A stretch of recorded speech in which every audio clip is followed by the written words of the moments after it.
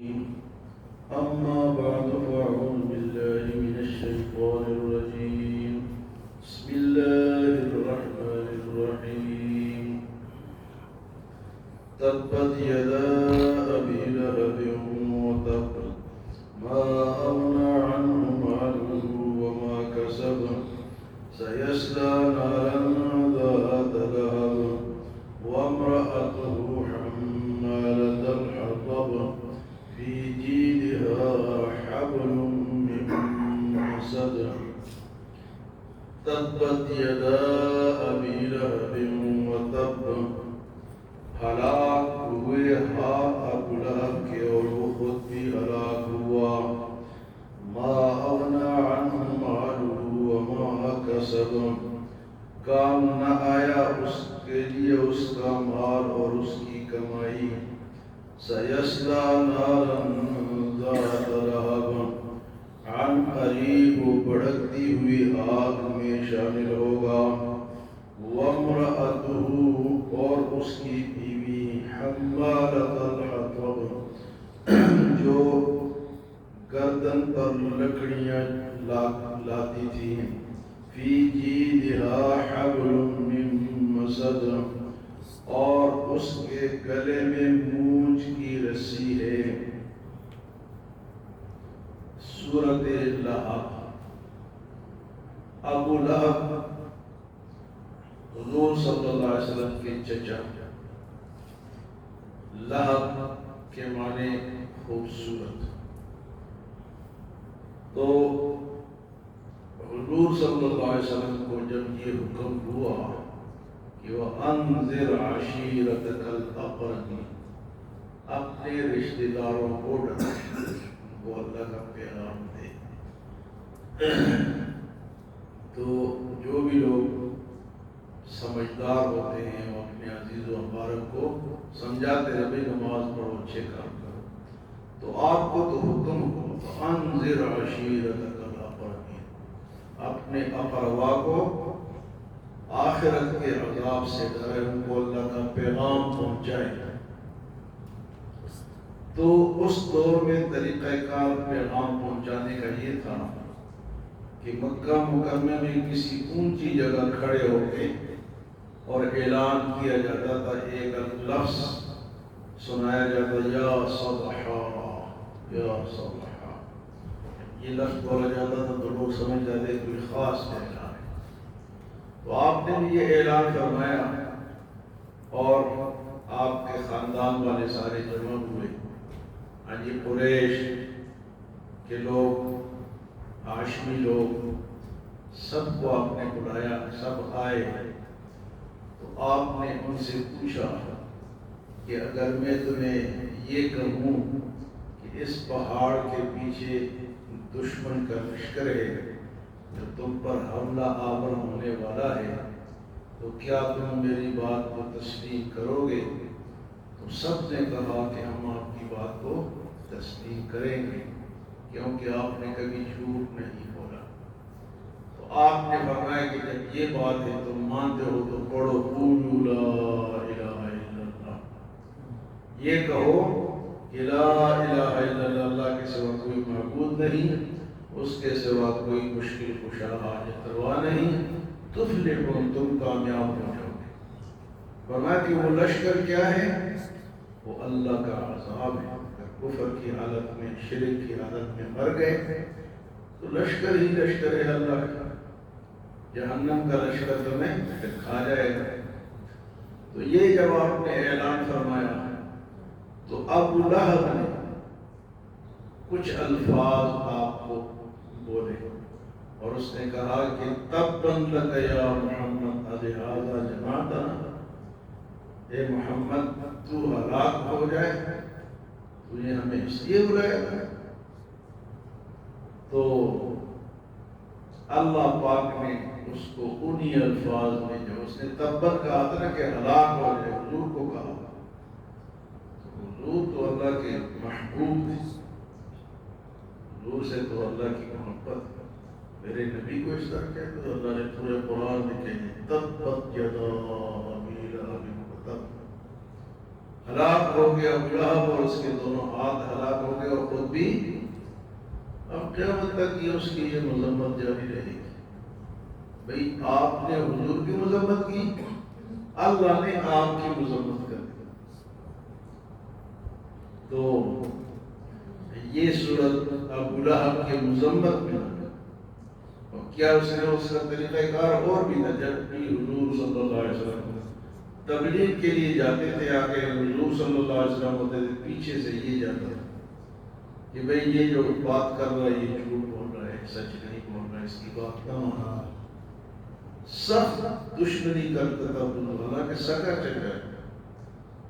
یہ جو قریبی لوگ جب دشمن ہو جائے نا تو یہ برائیوں سے زیادہ دشمن ہے.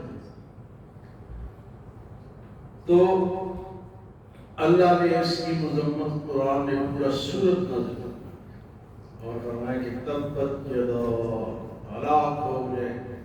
اس نے پتھر بھی پھینکا نا ہاتھوں سے، فرمایا کہ ہلاک ہو جائے اس کے دونوں ہاتھ اور خود بھی ہلاک ہوا.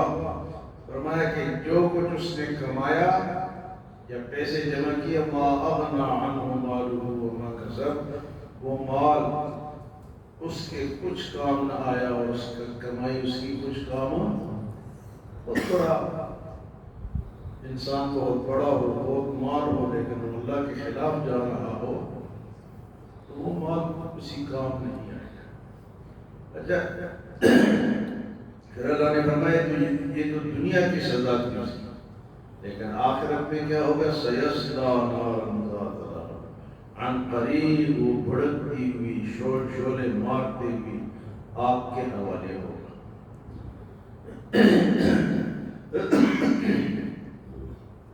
اچھا، وہ خود بھی تھا اور اس کی بیوی بھی حضور کی دشمن تھی.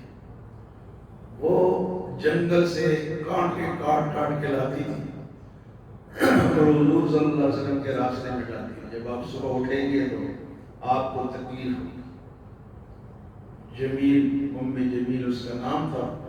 اس کا بھی یہ کام، یہ دونوں میاں بیوی دونوں حضور صلی اللہ علیہ وسلم کے دشمن بنے. اب خواتین کا کیا کام ہے؟ لیکن بعض خواتین بڑی بے دین ہوتی ہیں. اس طرح آپ نے پچھلے عرصے میں سنا کہ میرا جسم میری تو خاتون ہی تھی نا، تو خاتون ہی تھی، میرا جسم میری. کتنے گستاخانہ الفاظ ہیں. اگر تیرا جسم تیری مرضی ہے تو کب نظر اپنے جسم کو تبدیل کر کے مرد بن جا، پھر تو تیری مرضی ہے. یہ تو اللہ کی مرضی کہ اللہ نے تجھے عورت بنایا. اگر تیری مرضی ہے تو چل کر کے دکھانا، مرد بن جا. بھئی کوئی اپنی سانس کو تبدیل کر سکتا ہے؟ کسی کا ہاتھ ٹیڑھا ہو تو وہ اس کو سیدھا کر سکتا ہے؟ کسی کا پاؤں ہو ہی نہ وہ پاؤں لگا سکتا ہے؟ تو وہ جمیل کی یہ حرکت کرتی تھی. وہ لکڑیاں کاٹ کے لاتی تھی اور اسی طرح گڈھا سر پہ اٹھاتی تھی، اور وہ جو رسی تھی ایک دن اس نے اس طرح یہاں پھنسا کے اور وہ گڈھا لاتی تھی. تو ایک دن وہ جو رسی تھی وہ یہاں سے نیچے آ گئی، اس کے گلے میں پھنس گئی اور گڈھا پیچھے لٹک گیا تو اسی سے بن گئی. انہیں لکڑیوں سے وہ بن گئی. تو اللہ پاک نے فرمایا وَامْرَأَتُهُ، اور اس کی بیوی جو تھی حَمَّالَةَ الْحَطَبِ، وہ لکڑیاں اٹھاتی تھی، اور فِي جِيدِهَا حَبْلٌ مِّن مَّسَدٍ، اور اس کے گردن میں مونج کی رسی لٹک کر اس سے مر گئی. حضور صلی اللہ علیہ وسلم کی دو صاحبزادیاں حضرت ام کلثوم اور رقیہ، یہ ابو لہب کے بیٹوں کے نکاح میں تھی.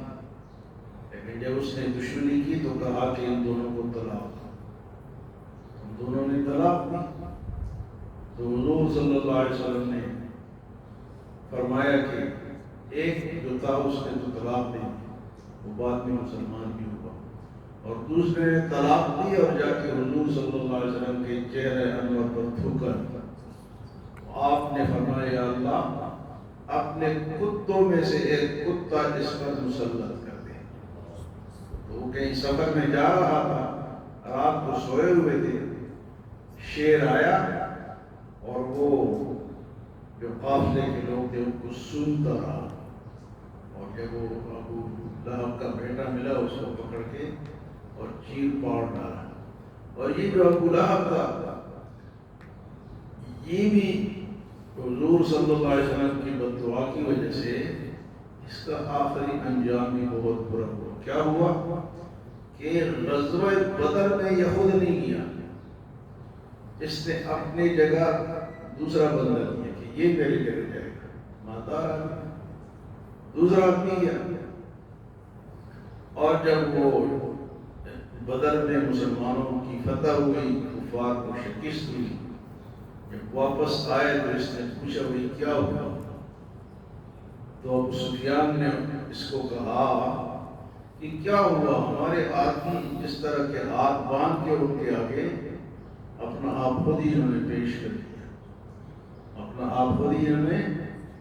تو اس کے بعد یہ حضور صلی اللہ علیہ وسلم کی بد دعا کا شکار ہوا، اس پر ایسی بیماری مسلط ہوئی، طاعون کی بیماری، ایک پھوڑا نکلا، اور وہ ایسا پھوڑا تھا کہ وہ دوسرے کو لگنے والی بیماری، تو لوگ اس سے دور ہونے لگے، حتیٰ کہ بیٹے بھی اور گھر والے بھی انہوں نے ایک جگہ اس کو ڈال دیا اور قریب کوئی نہیں جاتا۔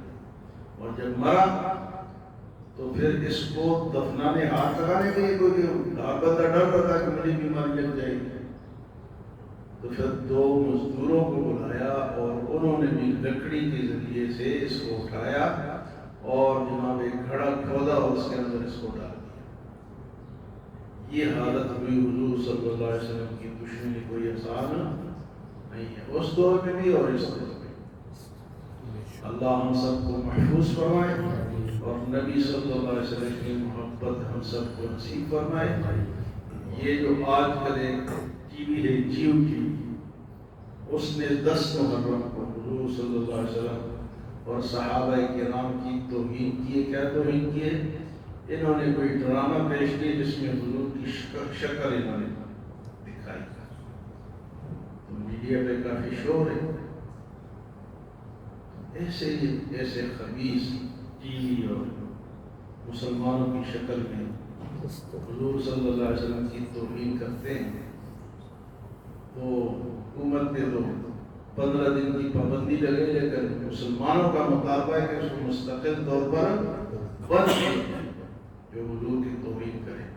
تو یہ جو صورت تبت یدا ابی لہب کی اس مذمت میں آئی، کیونکہ حضور صلی اللہ علیہ وسلم کو پتھر مارا، اور جو الفاظ اس نے کہے تھے اللہ نے ہو بہو الفاظ قرآن میں نافذ کر دی ہیں۔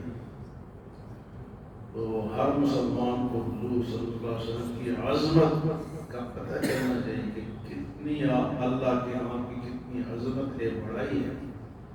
بھئی چچا قریبی رشتہ دار جب اس نے توہین کی تو اللہ نے اس کو بھی نہیں چھوڑا، تو کسی اور کو کہاں اللہ پاک چھوڑے؟ حضور کی بڑی شان ہے اللہ کے ہاں، اللہ کے نبی ہے، آخری نبی ہے، اللہ کے محبوب ہے، اللہ ان سے محبت کرنے والے تھے۔ اللہ تعالیٰ کو تھوڑی سی حضور کی توہین برداشت نہیں ہے، پورے ان کے خاندان کا بندہ، قریبی انسان، چچا، لیکن اللہ نے اس کی مذمت قرآن میں بیان کر دی، اور پوری زندگی اور پوری قیامت تک یہ مذمت بیان ہوتی رہے گی۔ لوگ نمازوں میں پڑھتے ہیں اس کی مذمت۔ اللہ ہم سب کو حضور کی سچی محبت نصیب فرمائے۔